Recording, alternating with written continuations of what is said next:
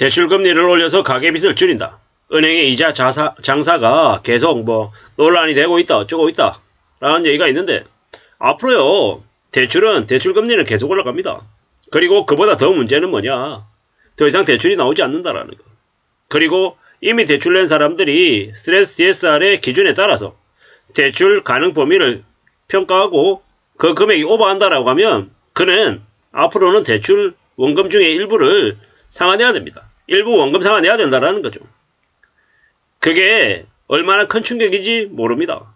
그들은요 아직은 아무 생각 없이 살고 있기 때문입니다. 그리고 누군가가 또 제대로 된 설명을 해주지 않기 때문에 그냥 그런가 보다, 앞으로 대출 이자가 계속 올라간다고? 이자 부담을 어떻게 해야 되지? 내가 감당할 수 있을까? 이런 정도의 생각만 하지 원금의 일부를 상환해야 된다는 생각 자체가 없어요. 왜? 이때까지 그런 적이 없기 때문입니다.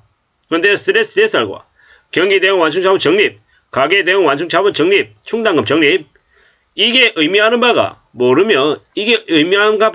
뭔지를 모르면 어떻게 된다? 앞으로 많이 어려워진다라는 겁니다. 우리는 더욱더 힘들고 어렵고 곤란한 지경에 아마 처하게 될 겁니다. 정신을 좀 차리고 살아야 될 겁니다. 우리가 살아가는 삶이 참으로 많이 어려울 거다라고 보는 게 좋을 것 같습니다. 앞으로요 대출 금리는 계속 올라갑니다. 빚 내기는 이제 더 어려워지는 거고요. 대출 중단이다라고 생각하면 맞습니다. 2024년, 2025년 앞으로 최소 2년 이상은 대출이 많이 어려워질 겁니다. 왜냐? 이제 은행들이 충당금 적립을 최소 2, 3%씩 해야 되거든요. 그리고 대출자들은요, 빚쟁이들은 어떻게 되냐? 지옥으로 떨어지는 겁니다. 아직도 괜찮을 것처럼, 금리가 내려갈 것처럼, 그래 괜찮다 이렇게 생각하면서 지내는 이들이 많을 거예요. 근데 착각하면 안됩니다. 착각하면 안됩니다. 지금 이제 스트레스 DSR이나 경기대응 완충자본 적립이나 이게 누구한테 초점이 맞춰져 있습니까? 대출자들에게요? 국민들에게요? 아닙니다. 금융권들에게 초점이 잡혀 있습니다. 금융권들 무너지지 말라고 그렇게 하는 겁니다. 그 금융권 중에는 제1금융권 5대 주요 은행, 그들이 무너지지 않게 하려고 지금 스트레스 DSR을 실행하는 겁니다. 앞으로요 대출 줄어들겠죠. 왜 대출이 줄어들겠습니까?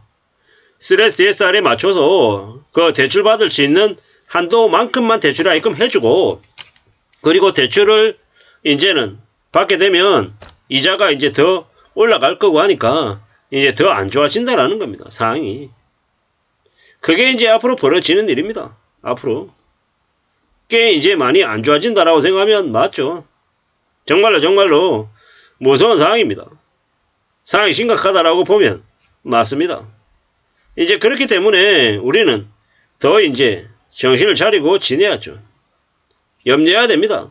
우려해야 됩니다. 두려워해야 되고요. 정말로 정신 차리고 살아야죠. 그럴 수밖에 없다라는 겁니다. 그게 이제 앞으로의 일이기 때문에 더 이제 차근차근 챙기고 조심하고 이렇게 지낼 국리를 해야죠. 정말로 힘든 얘기입니다. 쉬운 얘기가 아니라는 거죠. 많이 어렵습니다. 뭐 어쩌겠습니까? 어떻게 살아야 되겠습니까? 빚 내는 걸 이제 두려워하고 겁내면서 살아야죠. 그거 말고 길이 없다라는 겁니다. 그동안에 너무 쉽게 빚을 내며 살아왔습니다. 빚 내는 게 당연하다라고 얘기했습니다. 하지만요, 빚 내는 게 쉬울 리 없습니다. 빚 내는 게 괜찮을 수 없다라는 겁니다. 앞으로 더 두려워하고 더 염려하고 더 겁내면서 살아야 됩니다. 그렇게 살아갈 공리를 해야 삶이 괜찮아질 겁니다. 참 많이 어렵죠. 많이 힘듭니다.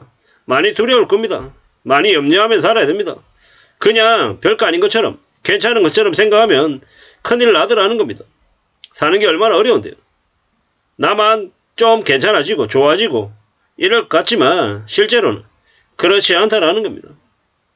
이제 금융권들이 자기가 살아남기 위해서 대출자들을 향해 온갖 많은 것들을 이제 요구하게 된다라고 보면 맞습니다. 어떻게 살아야 되겠습니까? 이제 걱정이죠. 지금 윤석열 정부가 아무 생각 없이 대출을 계속 해주게끔 해서 이제 주택담보대출 대출 규모가 더 늘었다고 하죠. 대출 액수가. 하지만 그것도 언제까지냐? 총선까지가 끝입니다. 그 이유는요. 그 이유는 답 없습니다. 그 이유는요. 이제 우두두두 떨어진다라고 보면 맞습니다. 그럴 수밖에 없는 거예요. 결국 말이 안 되는 상황들이 계속 끌어왔던 건데 그게 계속 유지될 수 없다라는 거. 대출이 뭐 1900조. 좀 지나면 2000조인데 2000조면 어떤 얘기입니까? 대한민국에 빚 가지고 있는 사람들 1인당 1억씩이라는 겁니다. 4인 가족이면 빚이 얼마? 4억. 이게 현실입니다. 이게. 무서운 얘기입니다. 한 가정에 빚이 4억이 있으면 어떻게 삽니까? 4억인데 5% 대출금리라고 해볼게요. 그럼 1년에 이자만 2천만원 내야 돼요.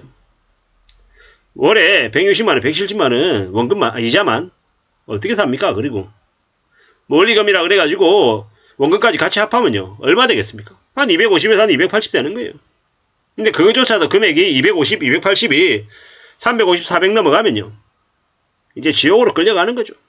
보통 사람들 한 명이 받는 월급만큼을 은행에 1년, 2년이 아니고 30년, 40년 갚으면서 어떻게 삽니까? 못 산다라는 겁니다. 근데 이제 그렇게 노예로 전락시키고 오랫동안 뜯어먹으려고 금융권들이 이미 기획한 대사기극입니다. 정부가 모르고 있냐? 고위직 관료들이 모르냐? 다 알고 있습니다. 추경호든 지금 누굽니까? 지금 이제 경제부총리 한 놈이든 금융원장이든 금융감독원장이든 한국은행 총재든 모두 다 알고 있는 내용입니다. 그들은 알고 있으면서 서민들에게 보통사람들에게 알려주지 않았죠. 왜요? 금융소비자 보호하기 전에 다 걸려들게 만들어서 빚쟁이로 전락시키고 수십 년간 뜯어먹으려고 수작질을 한 거예요. 나쁜 놈들이죠.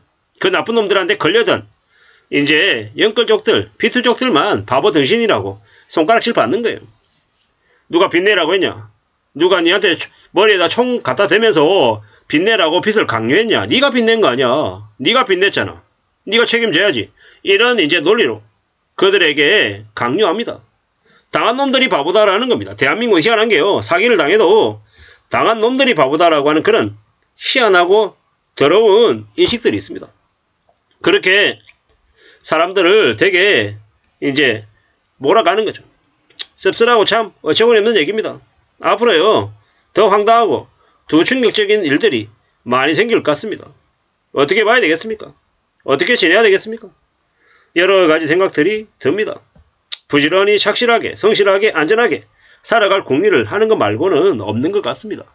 빚을 만만하게 생각하는 이들이 앞으로 이제 많이 무너질 겁니다. 뭐 대출 금리를 0.1에서 0.3% 올린다고요? 아유, 그 정도 가지고 사람들이 움찔하겠습니까? 움찔 안 합니다. 움찔 안 합니다. 하나은행에서 주택담보 변동금리 최고금리 7% 넘겼다는데 아이고 그 정도 가지고 대출자들이 눈 하나 깜짝 안 합니다.